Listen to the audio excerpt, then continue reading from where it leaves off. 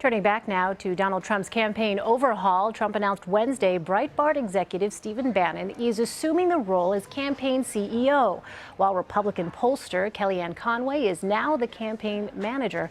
Paul Manafort will remain on as chairman. Jon Allen is a columnist at Roll Call. And John, a lot to get to. This shakeup, Conway was already a senior advisor, but Bannon has no experience running, a campaign.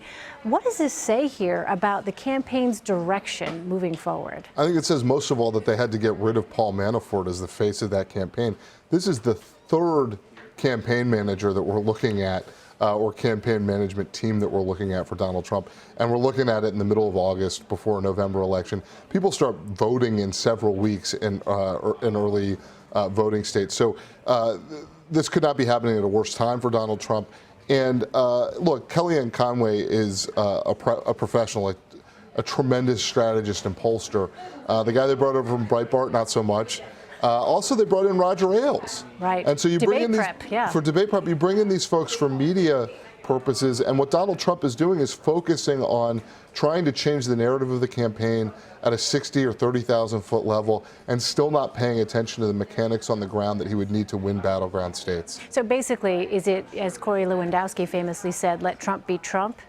Is that what these, decisions to bring in these folks are? I mean, I don't think you can do anything but let Trump be Trump because he doesn't want to be managed. He doesn't want to be advised. To the extent that somebody can figure out how to do it, it may be reverse psychology. Tell him to go out and do as much as he can of being Trump and hope that he decides maybe that's too much. So if you're the RNC and you're watching this, what are you thinking?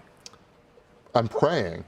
And I'm starting to think about, well, because right now, if you look at the electoral map, go to realclearpolitics.com, you look at their electoral map, and they've got 272 electoral votes, 2 more than are necessary to win the presidency, for Hillary Clinton in just states that already lean toward her or are solidly for her, not including the toss-ups.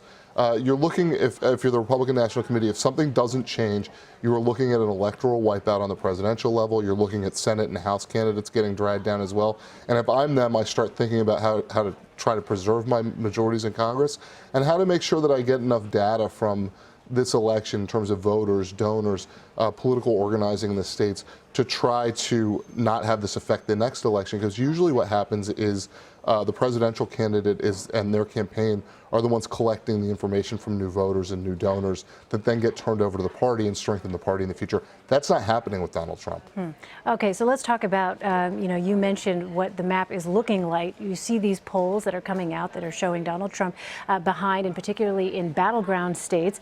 It's interesting to me, John, that he has raised this notion, Donald Trump has, of the election being rigged, seemingly trying to manage expectations here as he's looking at these cold, hard poll numbers. What might be the role of Stephen Bannon when it comes to messaging here, right? We just had Major on earlier talking about essentially having an attack dog role here for Bannon.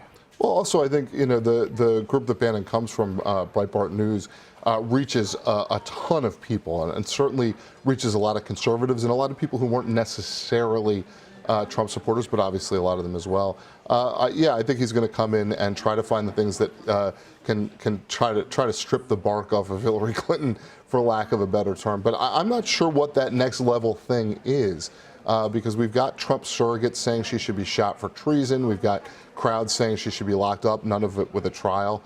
And the things that Donald Trump has said himself are pretty extreme. So I am sure that there's some next level of it, and I'm sure that Mr. Bannon will be trying to find it, but I don't know what it is. I mean, because let's just talk a little bit about Breitbart. For people who aren't familiar with it, right, this is not maybe an organization that folks on the, well, maybe folks on the left are familiar with, but the idea that even perhaps after the election, could you think Bannon play a role? Let's say Donald Trump loses this election. Is there messaging to be done? Is that possibly something that Bannon might be, helping to kind of get that message about why it is that Donald Trump might, is there a role yeah, I mean, there's a lot of speculation about why this group was brought in, mainly because you're looking at Kellyanne, who's a political professional, and you're looking at some other folks. Roger Ailes has been TV for a long time, was a great political strategist, but is pretty toxic right now. And then Bannon from Breitbart, and you go, I don't understand. This isn't exactly what you do if you were trying to do the most clearly political thing.